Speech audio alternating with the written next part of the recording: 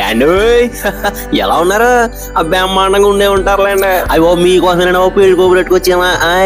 మీ చెవిటి పడేయండి. వద్దాం వాస్తవ్యులు శ్రీ మడ్డు రామనాయుడు గారు శ్రీమతి జగలక్ష్మి గారు దంపతులు ఉన్నారు కదండి. అలా అబ్బాయి శంకర్రావుదే పెళ్లి అండి. అబ్బాయిని చూసారా? నవ మన్మధుల్లో ఉంటాడండి. అసలే మా వాడికి సిగ్గు ఎక్కువండి బాబు. అందులో పెళ్లి అంటే ఇంకా కొంచెం సిగ్గు పడతా ఫోటో దించుకున్నట్టు ఉన్నాడు.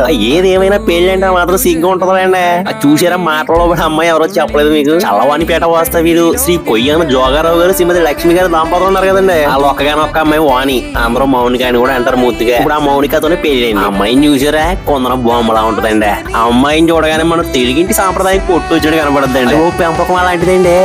ఏది ఏమైనా అండి జంటను చూడగానే శిలక గోరింకల చక్కగా భలే ఉన్నారా అనిపిస్తుందండి.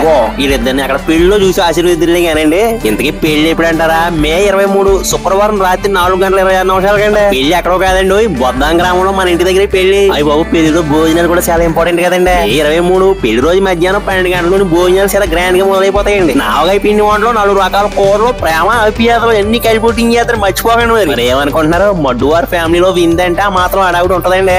మీకు మాత్రం ఎన్ని పనులు ఉన్నా కానీ పక్కన పెట్టేసి పిల్ల జల్ల అందరిని తీసుకుని ఖచ్చితంగా రావాలండి. మీరు మాత్రం రాబోతే మేము బెంగట్టేసుకుంటామండి. అసలే మనకు మాట వచ్చేద్దే ఇక ఉంటామండి. మరి అసలు పెళ్లి పనులు పెండింగ్ లో ఉండిపోయాయండి.